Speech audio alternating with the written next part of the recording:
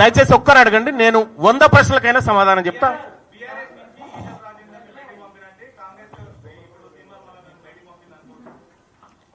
ఈటల రాజేందర్ గారు పోయి ఎన్నికల్లో కంటెస్ట్ చేసి భారతీయ జనతా పార్టీలో చేరి ఆయన రాజకీయం చేస్తా ఉన్నాడు. నేను ఏదో పార్టీలో చేరడానికి చూస్తలేను కదా, నేను బీసీ మూవ్మెంట్ నడపడానికి చూస్తా ఉన్నాం.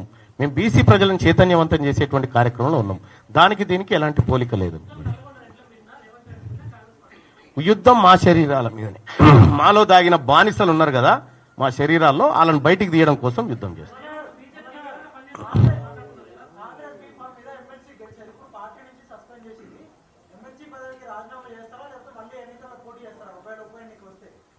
ఉప ఎన్నిక ఎందుకు వస్తుంది?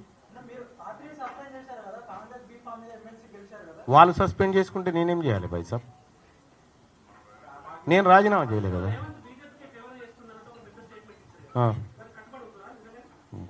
బరాబర్ కట్టుబడి ఉంటాం. ఇప్పుడు ఒక విషయం చెప్తా ఉన్నా భాయ్ సాబ్, ఇదే మహబూబ్ నగర్ పార్లమెంటు సెగ్మెంట్ పరిధిలో అసెంబ్లీ ఎన్నికల నాడు, అసెంబ్లీ ఎన్నికలు ఎప్పుడైతే జరిగినాయో అసెంబ్లీ ఎన్నికల్లో భారతీయ జనతా పార్టీకి 7 సెగ్మెంట్లలో కలిపి 1,14,000 ఓట్లు వచ్చినాయి.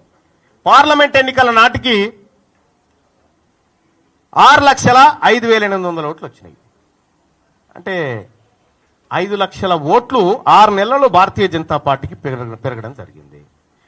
సేమ్ మల్కాజ్గిరి సెగ్మెంట్ పరిస్థితి అదే. కాబట్టి పరోక్షంగా పట్నం ఫ్యామిలీని తీసుకొచ్చి పరిచయం లేని మల్కాజ్గిరిలో నిలబెట్టడం దేనికి? నువ్వు ఏం చేయాలనుకుంటున్నావు? తద్వారా కాంగ్రెస్ పార్టీ కార్యకర్తలు లేరా?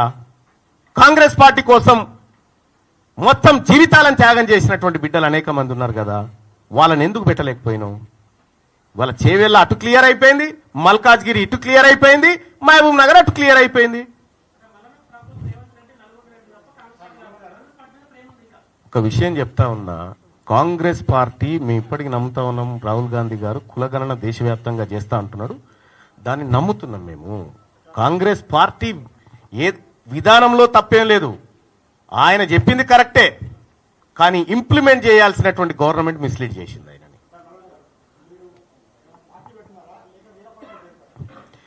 మేము పార్టీ పెట్టడం కానీ పార్టీలో చేరడం కానీ ఈ నిర్ణయాలు ఇంకా తీసుకోలేదు.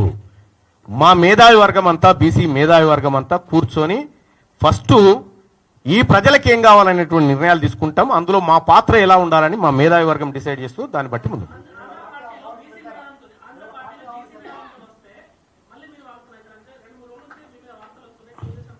ఇగో మీరు రాసుకుంటే నేనేం చేస్తా భాయ్ సాబ్, మీరు వార్తల్లో అంటే ఇప్పుడు ఎత్తుకుంటే ఎక్కి కూర్చునడానికి, దించితే దిగడానికి ఏం సిద్ధంగా లేదు, ఆచితూచి అడుగులేస్తాం. ఆయన సర్వేనే అది, జానారెడ్డి గారు సార్.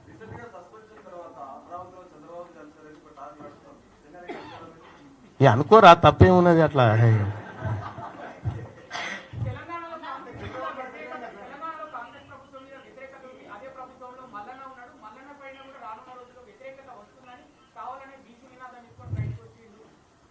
ఇప్పుడు తీన్మార్ మల్లన్నకు ఏమన్నా స్వార్థమో ఇంకోటో ఉంటే, నేను ప్రభుత్వంలో ఉండి ముఖ్యమంత్రి గారు భుజం రాసుకుంటా తిరిగి ఏదైనా పని చేసుకొని ఏదన్నా నా స్వార్థాలు నెరవేర్చుకుంటా.